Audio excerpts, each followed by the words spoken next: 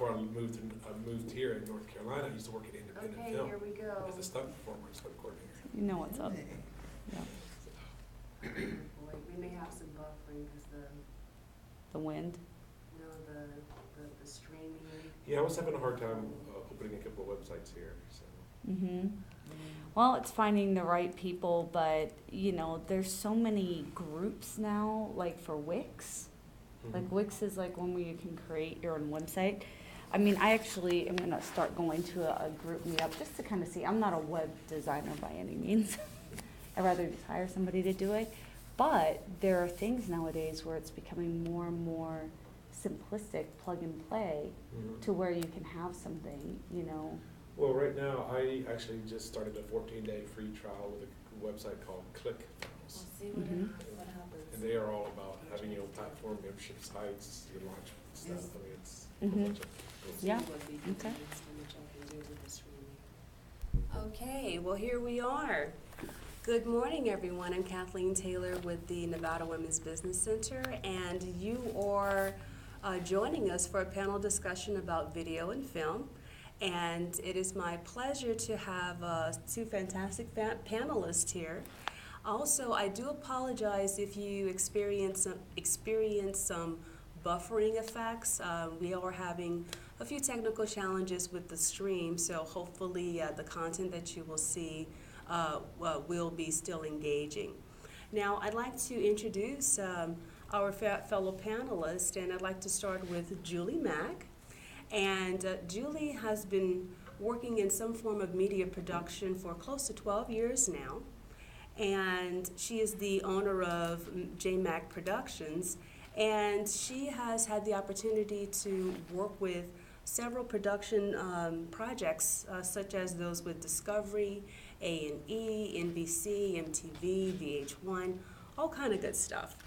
And when Julie is not producing, she may find herself speaking at a youth event or emceeing a fashion show or introducing an artist on the concert stage. So a jack of many trades and quite a portfolio of work. So Julie, welcome. Yes, I'm thrilled to be here, and I feel honored that you guys want to talk to me about my expertise in this field. So it's a vast field, and there is a lot to know about it. Okay, excellent. And also I'd like to introduce Angela Altman as well. And Angela, she has worn many hats as well within the entertainment industry, both in front of the spotlight and also behind the scenes. She's had the opportunity to serve in production management roles for several commercials, short films, and documentaries. She has also taken on such roles such as the director, camera operator, video editor, sound operator, and even a voiceover actress for other projects.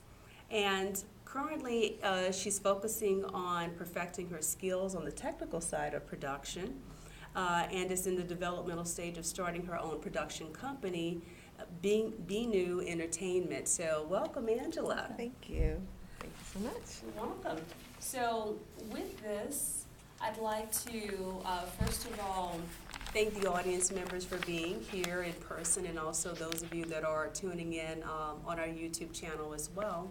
And with that, if there's any questions from the audience that are here in person, please join us, or any comments. That would be wonderful. The more engaging, the better. So we'll start with Julie, Okay. or actually both of you ladies. So, given your experience in the film and video industry, what motivated you to start your endeavor or your interest within this field? So, how about we start with the first one to arrive, Angela? Yes. What got Do me that. interested in the field? I majored in broadcasting in college back in the 90s. And I worked in broadcasting in the beginning. I started off in news. I started off during college. By the time I graduated, I was directing and technical directing for the mornings. And I really liked the technical aspect of it. Then I moved to Atlanta, and I worked more on the broadcasting, on the cable side of things. Then when I moved to Florida, I realized that I kind of needed to reinvent myself because this, some things with cable, you have to be in certain locations, certain markets for it to even be worth your time, money, or even have the opportunity to do some of the things. Sure. So now I moved to a market where, well, what I was doing in broadcasting wasn't as relevant. So I had to reinvent myself. Well, I went with what I liked, what I knew, and that was broadcasting, or what it was production. But it's a technical field. And in any technical field, technology changes by the minute. Mm-hmm. So whatever I learned in the 90s was irrelevant by the time, when I came back to more on the production side. And then I, had to kind of find myself. Where in production do I want to be? So I went back to film school and when I lived in Florida and understood that I really love production management. Okay. I like I like the side of handling the business. Okay. Crossing the T's, dotting the I's, making sure everything has been handled. I noticed that a lot of people and my peers in that class that, they were more into the technical side. They wanted what they felt was fun, and they didn't really care as much about the business. Where I was more focused on the business because I felt that if it wasn't planned properly, it wasn't going to turn out right. Sure. And so that became my thing.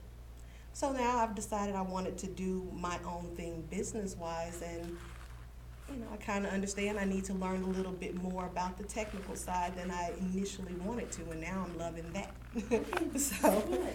Now, it's quite interesting, your path and your journey, and that you've gone through different aspects of film video production. And for someone that is just starting in the field, or someone that's interested in going into that sector of business, there's just more to it than lights, camera, action. Absolutely. There's a whole gamut of behind the scenes business opportunities for an entrepreneur to explore and to flourish in. And I think that segue into you, Julie, into what your journey has been. Well, I have to agree with Angela on a lot of aspects of this, is that doing broadcast television, like news television, the stuff that you're seeing broadcast, is completely different than video production where, you're making the promo videos, the testimonial videos, the how-to videos, whole different beast compared to working on a reality show. And then film in itself is completely different. So a production coordinator in video production, you have to learn the ropes differently when doing film. And also with broadcast, it can be very niche. Like you're either a TD, or you're either a director, or you're either just a PA. Whereas when you work in video production, you have to know how to wear all of the hats, or at least have an understanding of it. And I got into this when I was in college. I was a marketing major. I originally went to school for communications because I love to communicate. I come from a family where we're strong communicators. Maybe it's because we're part Italian, We communicate, So, but sadly at my school, they cut out the communications department. I tested well marketing. And it was about my junior year, I realized I want to start making commercials. I can sell those commercials. I just need to know how to do it. And I started meeting film students and, being a junior in college, they're kind of like, all right, just finish your degree. You can't really go and take all these editing classes or other stuff. So what I did is I met some film students. We worked together. We started making local commercials. We just thought it was so awesome. We're shooting on film. I knew a guy that had a doll. We were just like living it up. But I realized very quickly I liked production, but I also realized that I was having to depend on so many other people to do the editing, to do the camera work, to do the lighting. So I finished my degree. I went off, got a quick 2-year over at a different school, and they accelerated me through the program because I did have, I guess, some of the experience I had had. But that's when I learned like Final Cut Pro. That's when I got my hands on the camera. That's what, the lighting, technical directing, switching, all of that. That's where I really learned how. And while I was doing it, I went and worked for a news company. So just to get more of that hands-on experience. So with anything, if you're looking to get into this business, I encourage people to go work for a production company or go work for the news, even if you do it for free. You know, I did for Fox, I did an internship, and I quickly realized I didn't want to work in news. You know, it wasn't my thing. Not that news is bad or anything. It's just I realized, no, I want something else. And it is that journey. Like, you're like, wait, I thought I wanted this, but then you go after it, and then it's like, okay, now I'm going here, and then you're like, yeah, I kind of like that, but now it's like your road gets refined or a little bit more as you go. I worked on films, and you know, I was a transportation coordinator, I worked as a PA, I worked as a talent wrangler, and I also realized with film, you know, to be really honest, if you want to do film, move to LA. Just move to LA. LA is where a lot of the work's at. I know Atlanta is starting to boom with things, but you have to be willing to go there, boots on the ground, be willing to work free, work those jobs where you're being paid $100 for a 12-hour, 14-hour day. Work your way up, because you're gonna really realize right away, do I like film?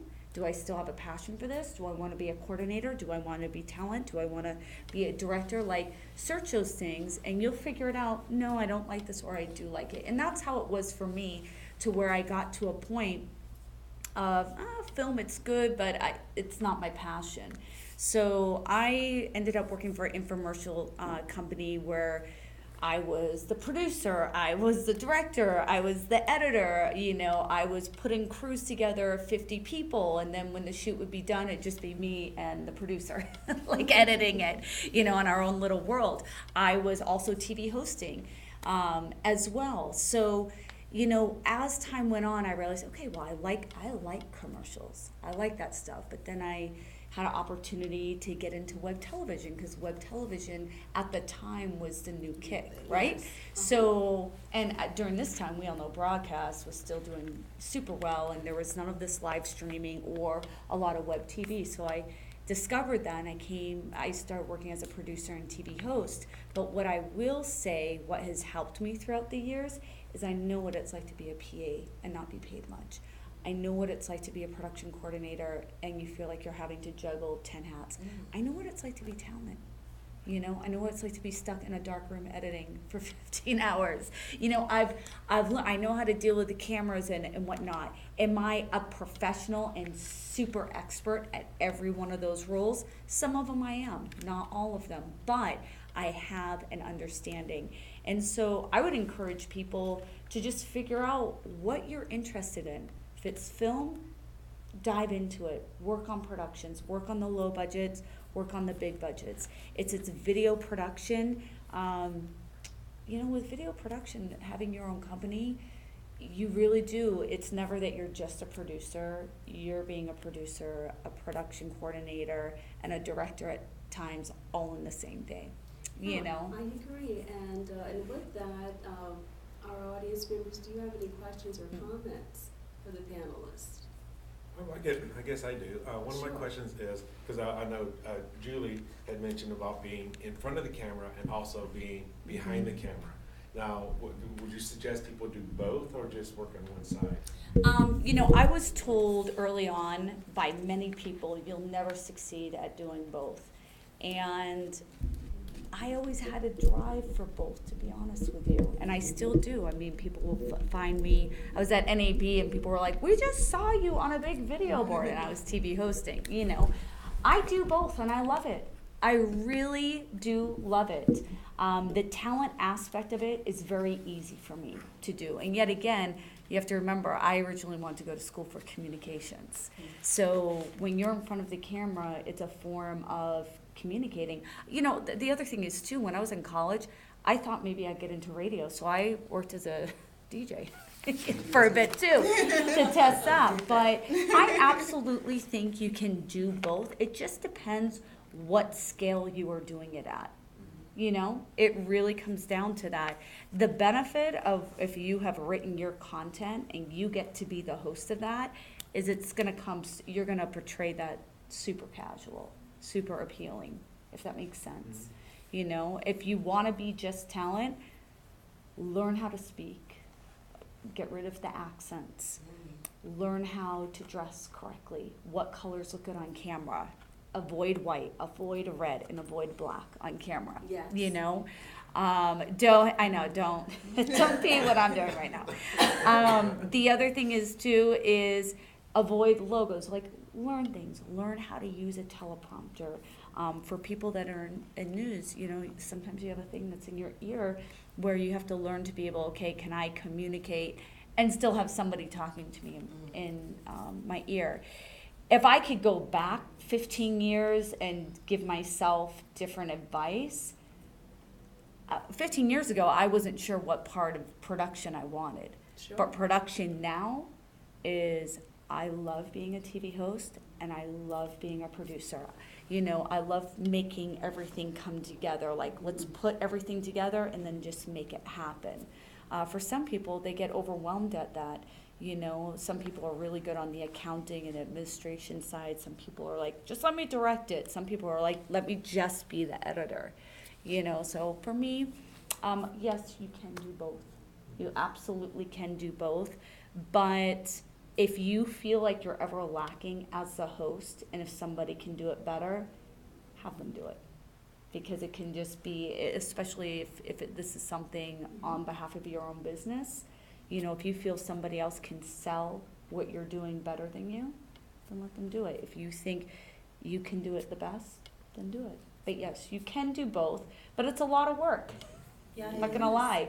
I've learned that, you know, there are some people that know me as a TV host, as talent, and then there are people that know me as a producer, and they're like, oh, I didn't know you TV host. Or people are like, wait, you produce? So, you know, that sometimes you don't want to spread yourself too thin, and I have been guilty of that. And you know what, speaking of which, from a small business development perspective, we see people that are multifaceted and talented in doing A, B, and C as far as their skill set.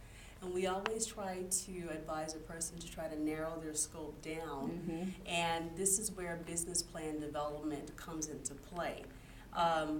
We have clients that, you know, tell us all the time that, well, I know what to do. I know how to MC. I know how to direct. I know how to do A, B, and C. I know how to be a gourmet chef. And we always advise them that, you know, we're not in the business of helping to help you improve your skills on what you do. You know how to do A, B, and C. What we're trying to do is teach you how to understand the business of running it as a business. So with that being said, are there any comments that, Angela, you'd like to make, and also Julie, about like business plan development, about seeking community resources to help you in your development as an entrepreneur, not so much as a video director or producer or technical manager, but on the more business side? Well, one thing that I've noticed, because it was more recently that I kind of made that choice to look at going on my own.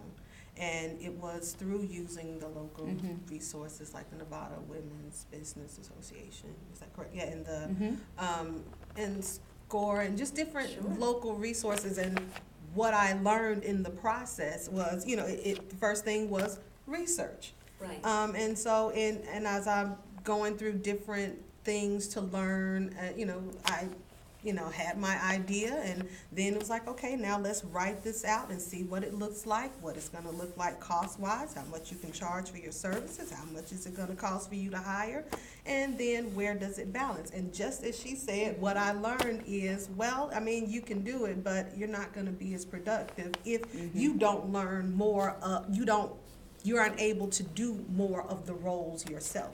Yes, I can handle and I can, you know, call people and I can get everybody situated and organized, but that's going to cost me a whole lot less if I use my own camera, if I do my own audio, if I do my own lighting, or if I can at least do some of those things, if not all of them, if I can edit or rough edit my thing. So then it's like, okay, you probably didn't really want to get deep into camera and this, but you know what? If you want to do this, me trying to develop a business plan taught me well, you're gonna have to, you're gonna have to. So from there, that's why now I say I'm focusing on the technical side, because I wanna cut down my costs. The point of starting a business is to make money. But you can't make money if you're paying out everything in people and supplies and all that other stuff. So I think the whole business plan aspect is so important.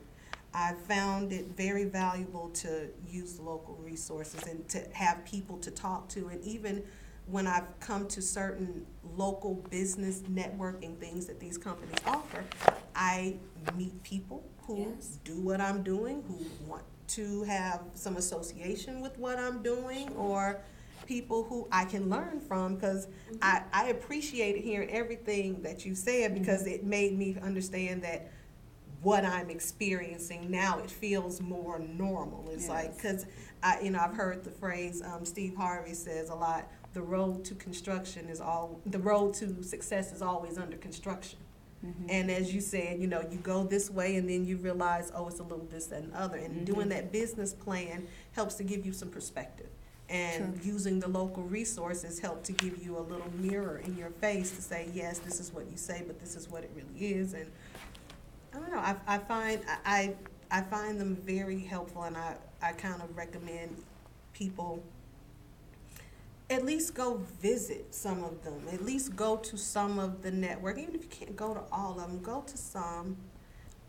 Try to meet at least one person. I agree. At least one. Scope the crowd. I don't think that's who's standing next to you. And you never know who is going to say yes or give you an idea, an opportunity. You never know. And the best place, I think, to find like-minded individuals would be in places where you find these other business people, whether they're starting, midway through, or have already become quite successful in what they're doing. That's how you learn.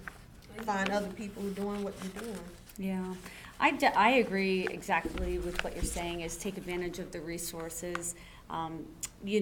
Recently I just completed a 12-week program here with the county, and I've always been more of a person of principle of you shouldn't, you get hired because of your ethics and you do a good job, okay? I didn't believe just because if you're a woman or a man you should get hired, or the color of your skin, or if where you come from, or what your I didn't believe in that. I believed do good work, because sometimes people can just bank on that card. Well, it came to my attention recently that there's a lot of government contracts out there. No matter what your principles are or how you lead your life, the fact of the matter is X amount of contracts go out to minority-based, or if you're a vet, or what your race is, or what your gender is, or where you come from. Right. Some government agencies, up to 25% of those contracts, most people can't get unless you fall into that category. Whether you agree with that or not, that's just what reality is. Right. So I started taking this class with the county, and there was people, electricians, there were janitorial services, there was engineers, me with production, and there were all these different people, and we were educated in the fact about, for construction companies, by the way, and janitorial services, they need to get involved with the county, like immediate, because there's so much opportunity. What I learned is over the years, I've marketed myself as a media marketing company, because I have this degree in media and a degree in marketing, and I love both of them. It's almost like a fusion. But with this class, they were asking me, well, Julie, the more that you become niche, like, do you want to be known as, oh, you're working reality shows? I'm like, no, I do not want to be on those productions. Are you real big with film and television? No. Video production services. I want to be known as, if you have a business or a product, come to us. Right. We know how to make the videos to passively aggressively sell your product or your service. Sure. That's what I'm good at. I'm good at that. I'm good at managing social media, and making the content for that. So with the different classes, it encouraged me to get really more focused and more niched in sticking with it. It was almost more of like that affirmation of like, because most production companies will say, oh yeah, we do it all. Well, the idea of me doing it all is overwhelming. I don't want to do it all. I don't want to have, this huge overhead and everything. I want to be able to subcontract out. If I need a team of 20, I get a team of 20. If I need a team of 3 or just a small E&G crew, I can handle those things. But I think I've come to that point of becoming more and more confident of, no, this is what I'm really good at. And this other stuff, I can refer you to people, or I can take on, you want me working in reality TV, I can only take on as a producer role or only as a director role. I'm not gonna try to, oh yeah, our whole production company is just gonna come and just shoot everything for you. It's a lot of work. You bring up a very good point, and with our clients, I advise them, you have to be very careful when you are either you're an established business owner or you're just starting up, and that be very disciplined in following the mission of your organization versus the money. Yes. Because if you follow the mission, the money, the projects that are associated with that mission will align with that, and then it will streamline into your brand and your company identity, and really focusing on what you're good at.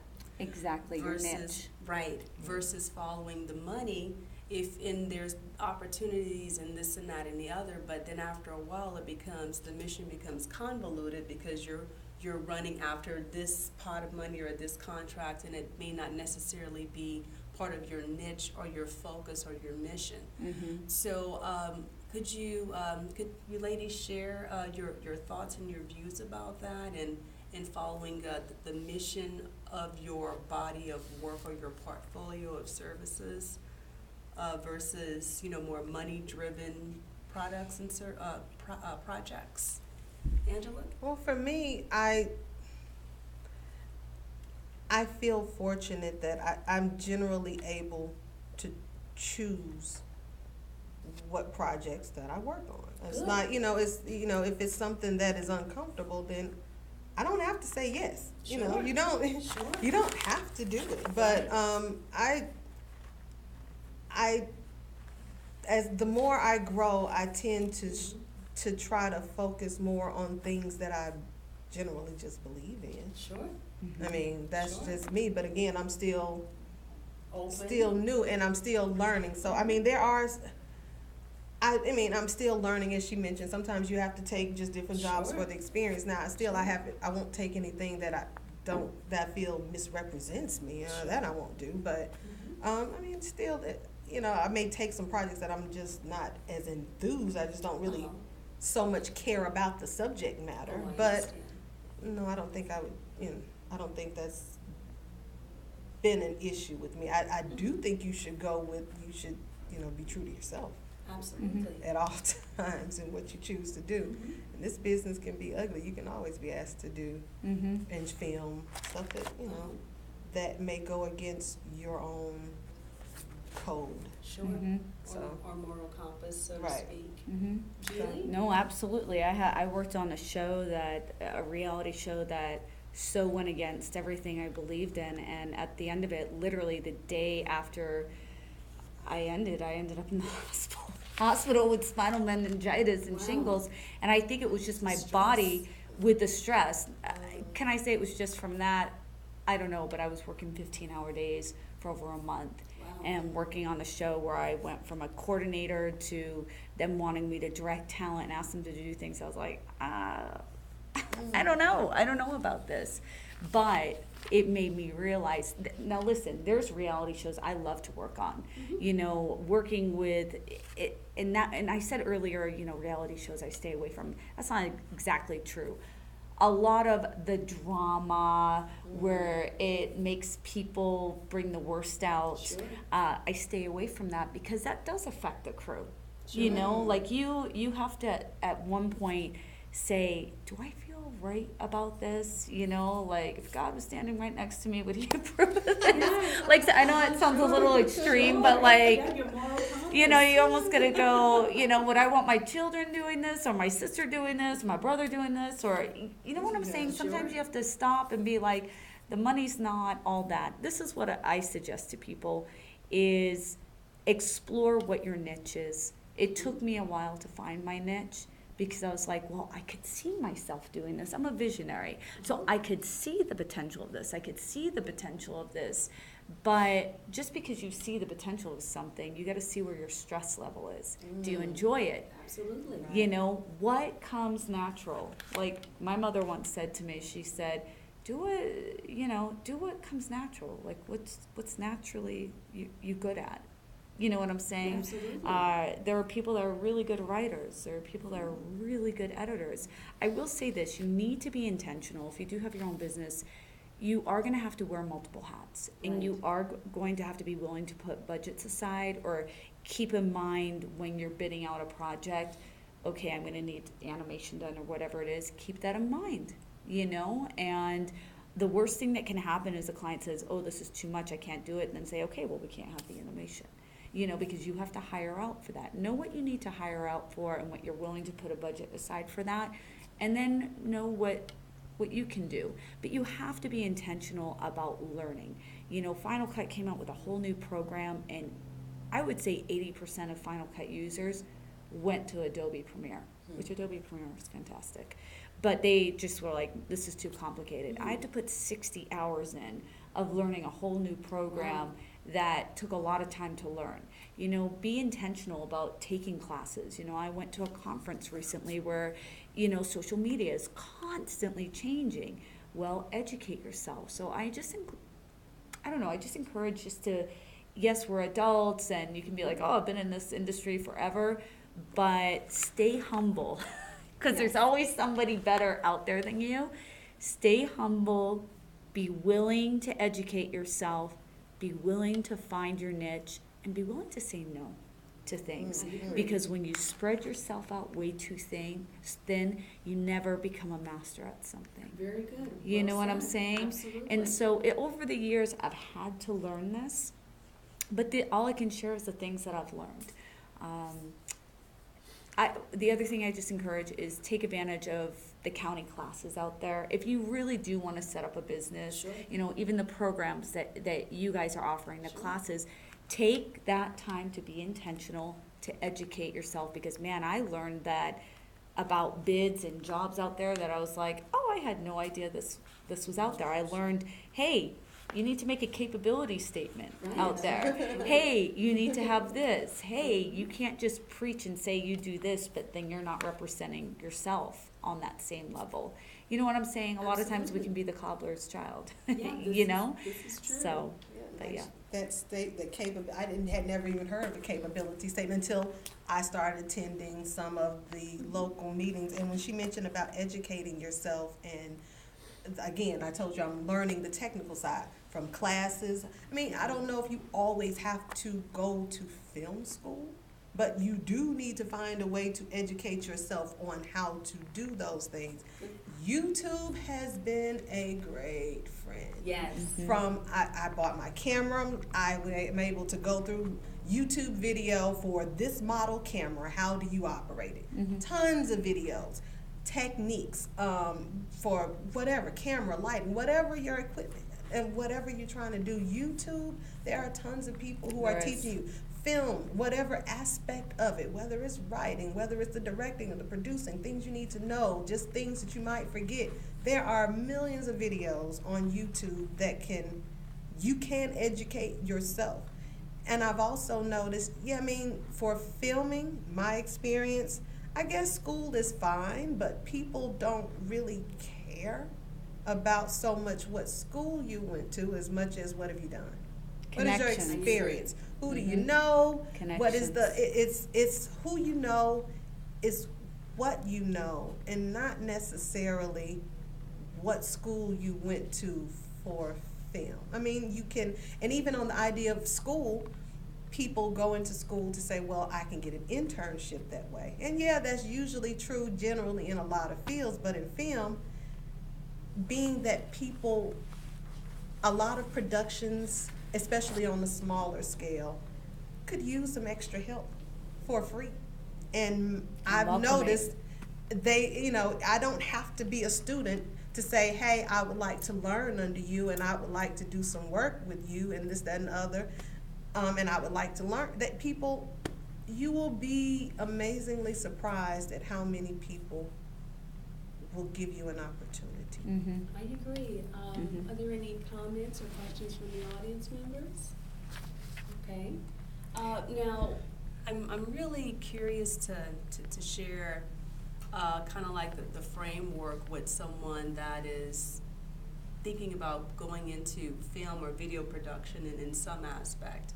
And what I mean by that is, could you kind of take us or walk us through the business side? So, setting up the scene where there's this quaint little cafe, and it would be a fantastic background for a video or a commercial that you're shooting.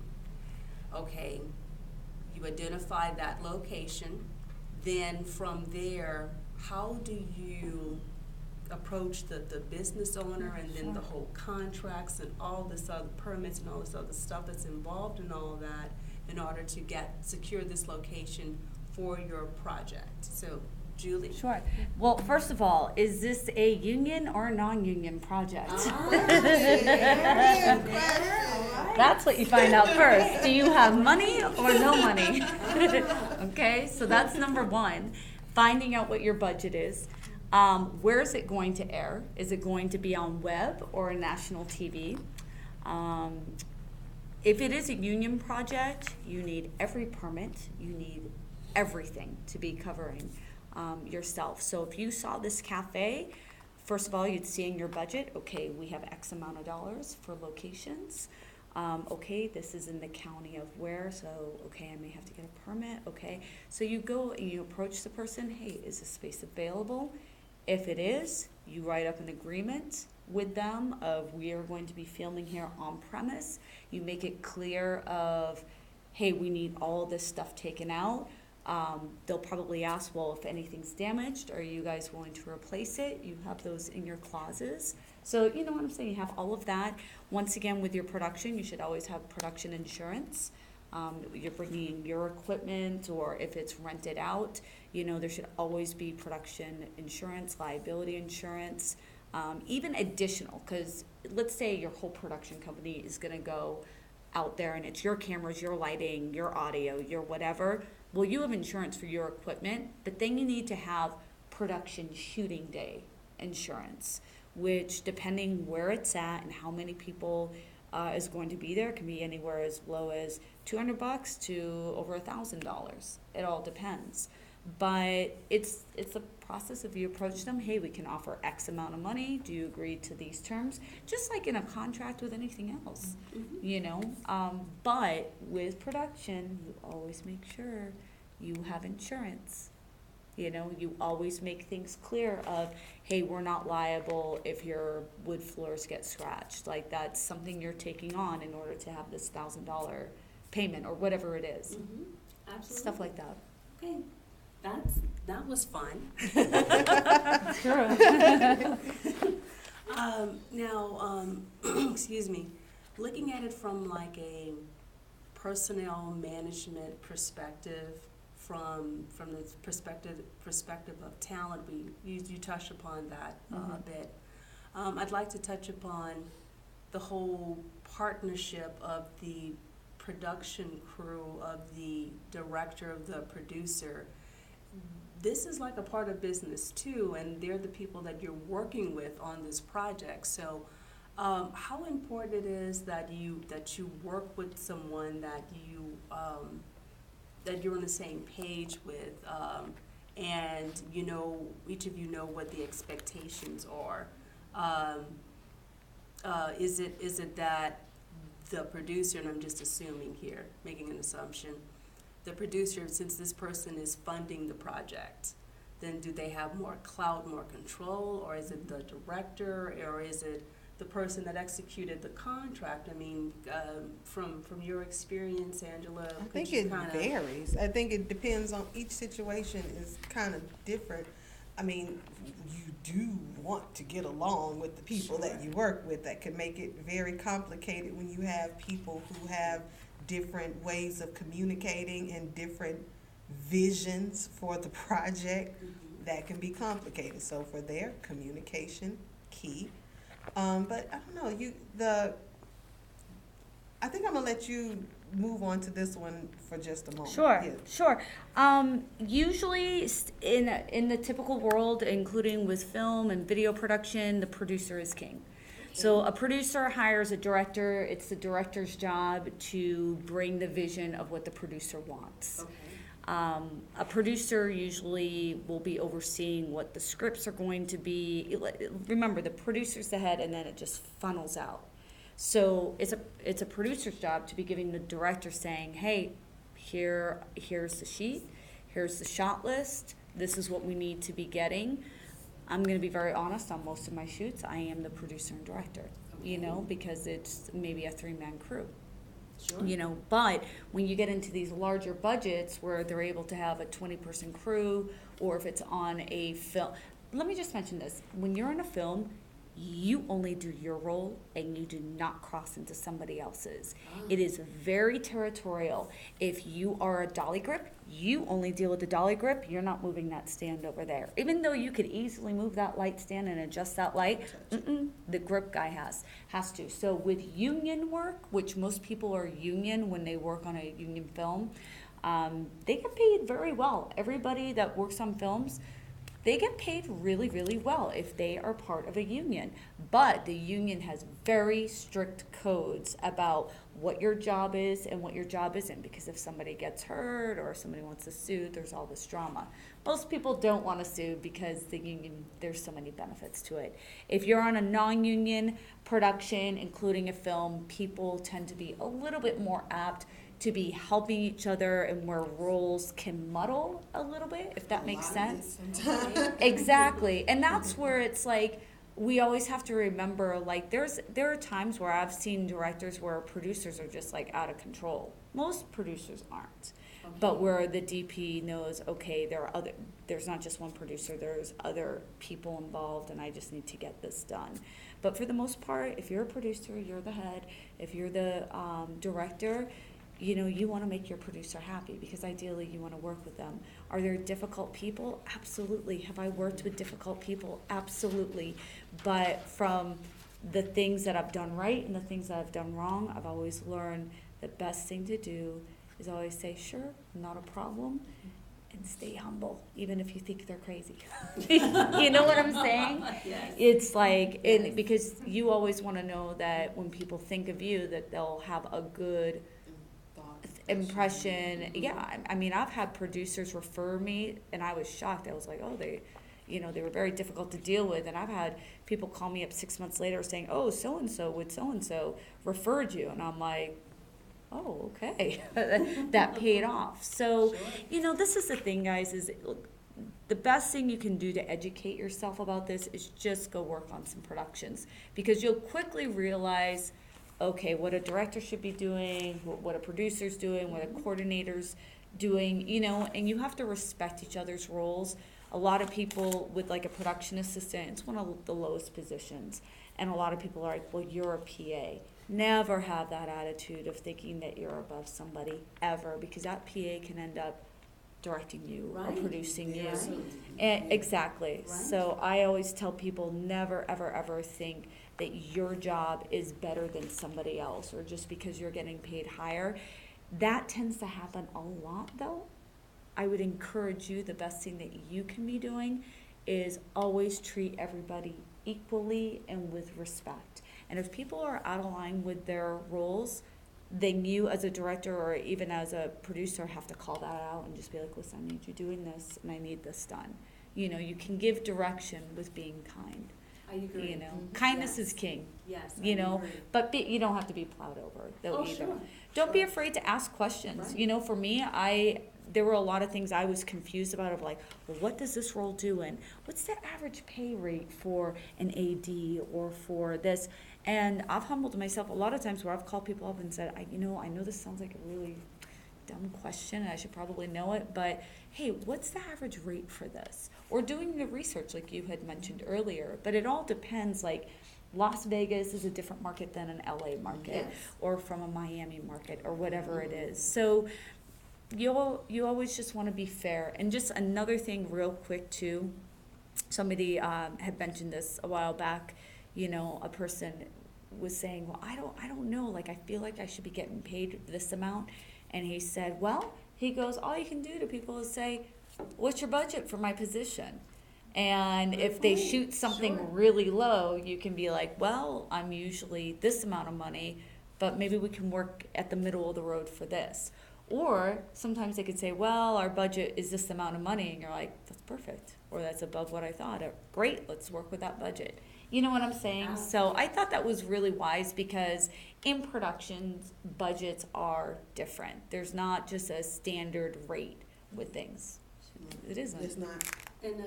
And speaking of standard and looking at things from not one size fits all, how do you market your services, like for video production or even film or commercials or infomercials, or from project to project, because each has a different client base, so to speak.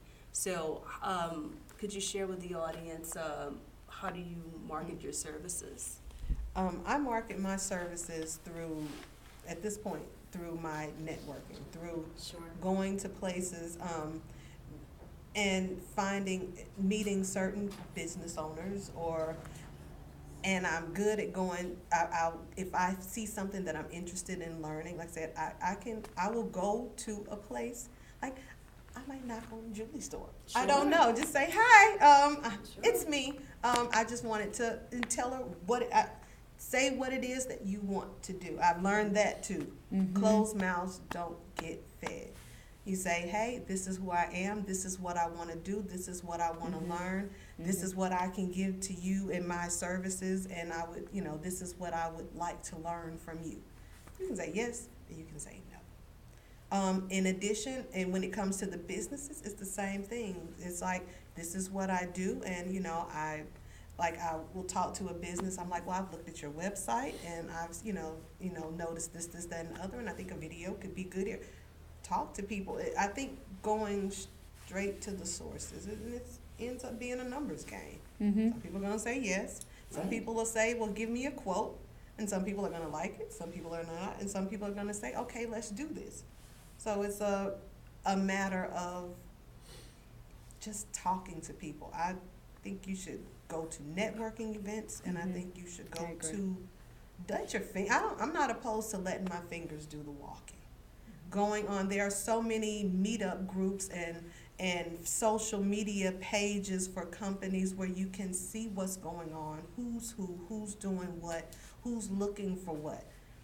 Social media is the thing now. This is how, and I'm learning now that if, in order to grow in this day and time, social media is the key.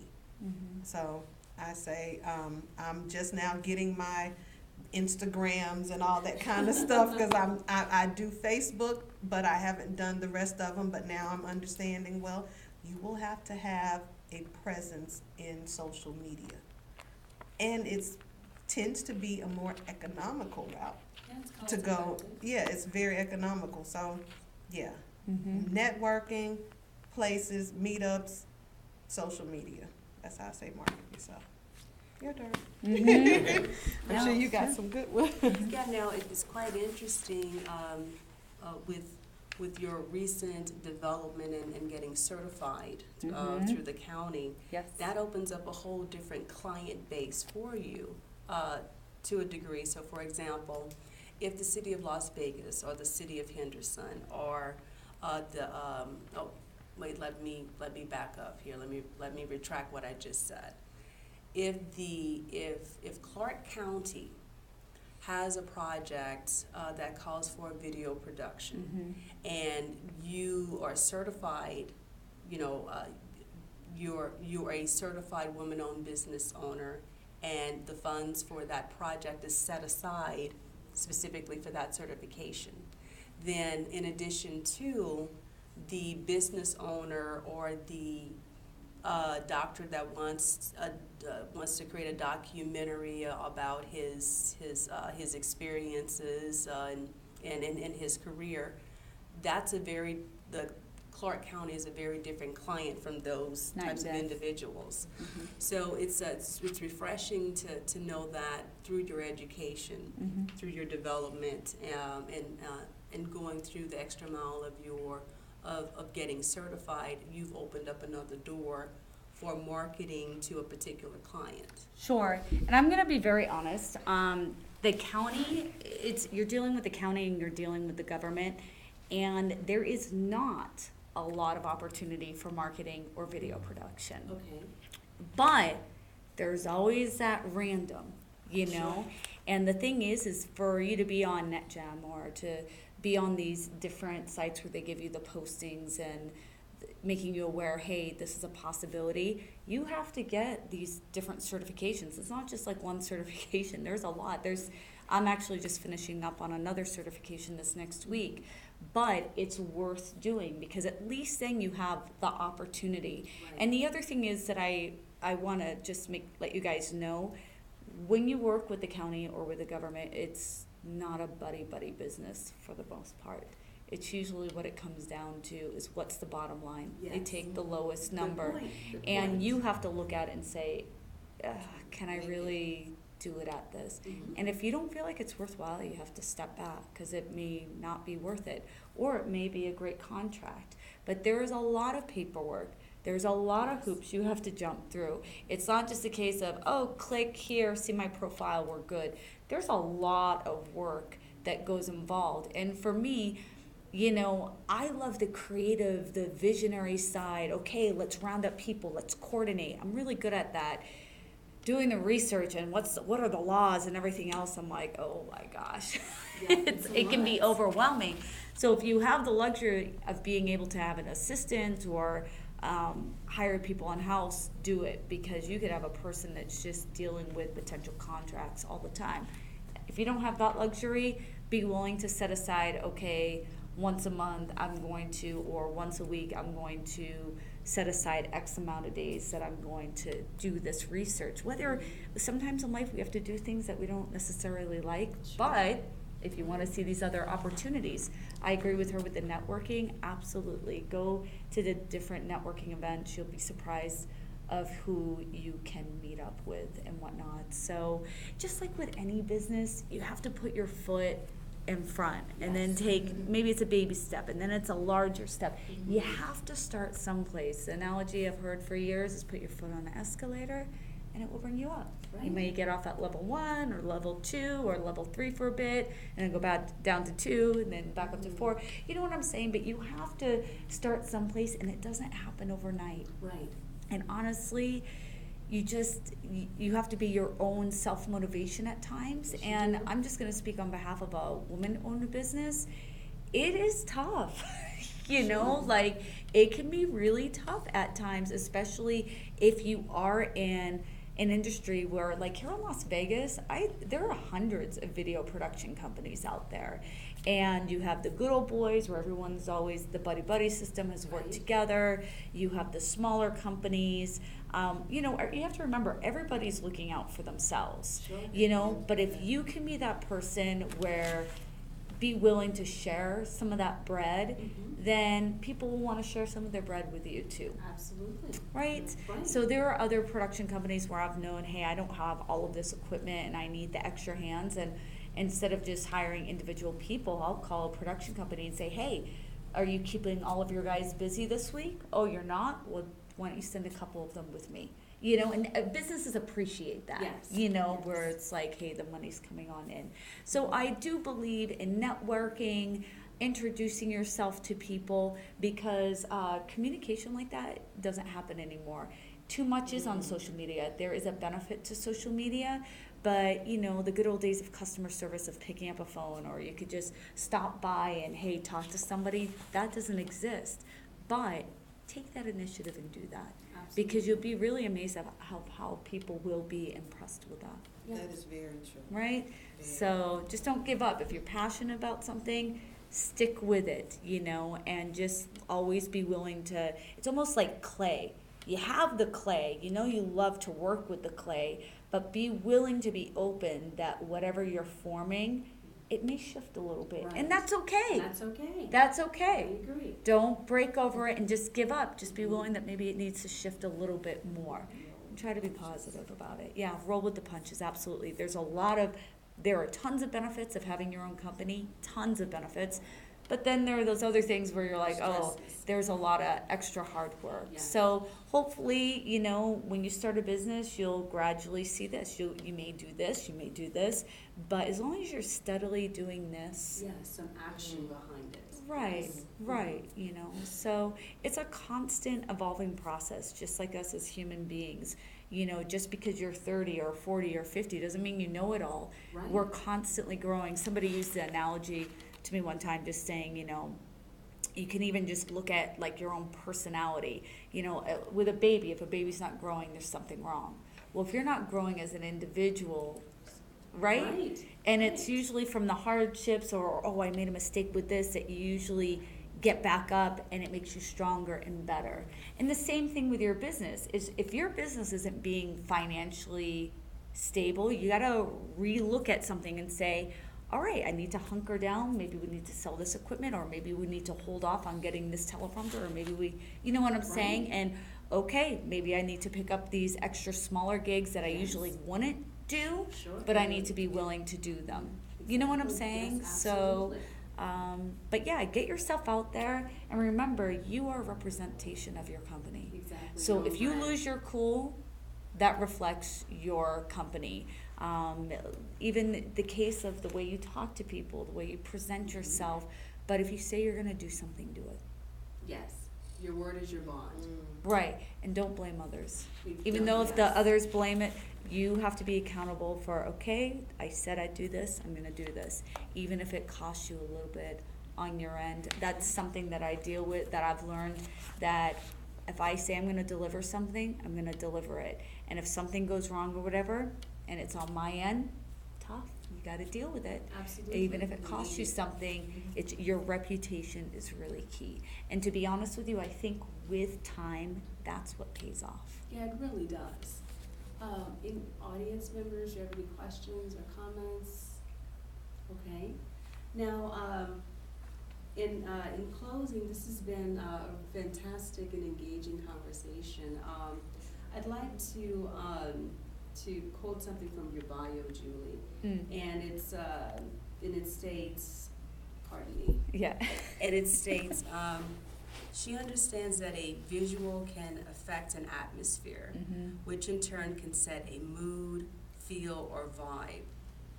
And when a person is inspired, they have the potential to change the world. So within, whether you are in video, film, or even broadcasting or television, that visual has such power that can elicit different types of emotion, a different type of mood, the whole vibe within a room or within an audience. What is it that, I'm trying to frame this, because to me, when I look at something, on television, or when I look at something on YouTube, it has that it factor that it's like, wow, what a fantastic scene. How, great script, great dialogue. I mean, that was like magic happening. Is that more from the directors in, talent in? How does all that magic come together to give me that moment, as an audience member? Angela? All of it matters, but I think one big one is editing. Oh, really? The editing process can make magic. Interesting. Sometimes the editing process can make a diamond out of coal. Wow. Sometimes Wow. that editing process can be magic. Of course, you want a good you want the content to be relevant, because I mean, still content, I mean, everything matters. The audio, the sound effects, the music that they play in the Right. background starts setting the mood before they've even started talking. Yes. So it's a gumbo. Oh, You I kind of like that. need it all to make it work, but like I said, I'm strong on everything. I don't want to make it seem like anything is less important so much, but I've just seen some magic happen with editing. And then even, I've seen I'm going to say editing might be one of the biggest things that give you that feeling. That's good to know. You know, and it comes down to the content the editors have, you know, and I agree. There have been some things where I'm like, how are we going to make this work? And editing's very powerful. But think about music, how it can be one song that makes you feel happy, sad, lovey, depressed. Like, music is really powerful, right? Images are powerful. What is it they say that one image says 1,000 words? Well, I think there's like 32,000 still images in 1 second of video, Wow. right? So it's something to think about. And the other thing is too, somebody's voice, the tone of the voice can say something. I agree. You know, the colors, you know, there's a whole psychology behind colors. You know, how, you know, it can affect the mood. Does it seem dreary or dark or enlightened or passionate or whatever it is? How colors can affect things. Music, as we had stated, but one thing I do believe is shooting things right with excellence. So, like, for example, we have smaller 4K cameras, and it can shoot just regular HD or 4K. And, you know, there are times I have people that don't pay me to shoot the 4K, but I'll shoot it anyway in 4K, just because you get that extra rich look. And, you know, anybody can, and I'm saying this loosely, anybody can go out there and make a promotional video. They can do it with their phone, they can hire, you know, hey, I got my kid doing it, college student, an intern, my father, my mom, anybody. But there's a big difference where you can be saying the same message, but you can have a whole different effect if you have proper audio, proper lighting, and I tell people that own companies, do things that look rich, because you have 10 seconds to reach a person. So in those 10 seconds, yes, you can be getting your information conveyed, but people can also tell of, okay, yeah, got this, or they can be wowed. Yes. And yes. one thing I love about, like, I do a lot of direct retail or direct response type pieces, is we like to use host and people talking, and they're talking to the camera. Well, even as I'm talking to you, you're looking at me, right? We're engaging. More people, just a quick side note, more people are apt to watch a video if they're seeing a face and somebody talking to them than just a bunch of graphics coming at them. Oh. Wouldn't you agree on that? Yeah, I agree. Why do you I think agree. infomercials are so successful? Oh, you have the engaging host. Oh, you have the testimonials. Oh, this is how it works. Exactly. And then by the end, there's a call to action and people are ready to buy that bronzer or whatever it might have been, you know? But I just would encourage people out there, like, if you're wanting videos, decide what your budget is. If you can do things with high HD or 4K with professional audio, do it. It impacts people in a different way. And then too, as a business owner, be able to give people those options. You know, Yes. invest. You know, some people use the DSLR cameras. Some people just use, you know, Sony. Some people use Canon, whatever it might be. Invest in having a good camera. A good camera, because a good camera creates a great visual, which helps out in post-production. And you can be doing something, it's just two of you, but people think that you have a 10-person crew out there. Does that make sense? It does. You know, so always think when you're shooting, even if somebody's not giving you the biggest or best budget, still shoot things with excellence where it's not putting you into the red. Does that make sense? Yes, absolutely. And don't forget your audio. Because if your audio is bad, it's extremely distracting Absolutely. for Yes, it is. the viewer. Yes. It's just, you can't, it's, some things are so, and when it's in film, it's supposed to be so seamless that you have the feeling or you're experiencing it, but you're not distracted by, distracted by things. Right. So that audio, like I said, I was recently kind of looking at some other people's video and just like, I can't tell you what it was about, only because I was so distracted by the audio that I lost. I couldn't get into what they were trying to show me. So, like I said, gumball. She's right, though. It really is. Absolutely. Films, it's a team effort. If you look at it, it's not just the producer may have had the vision, but it took a whole lot of others, a whole lot of time and creativity and suggestions from other people. It might have started off with a white slate, but it ended up with, red over here, blue over here, green over here. You know what I'm saying? Yes. So it takes a lot of teamwork, It was, I think it was 2 years ago, I made it a point of watching the Oscars, not so much for the talent recognition, but I was really interested in looking at the Oscar awards that were given to the cinematography and the videography and the audio and the special effects, and it was just fascinating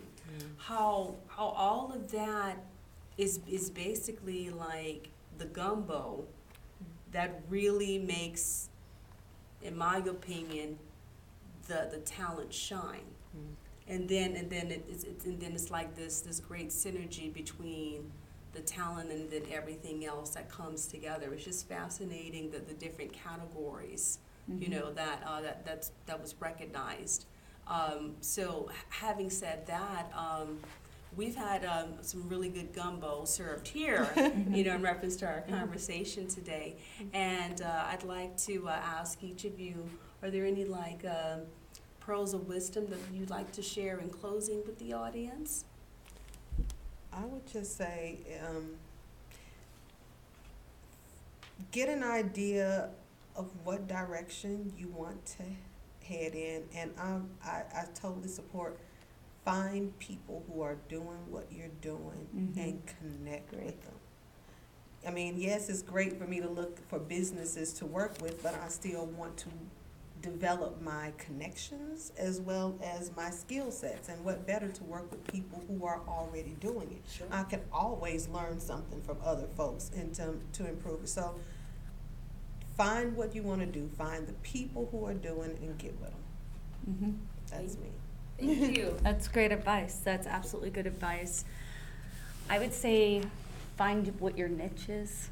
What are you really wanting to do? And then be the best at it.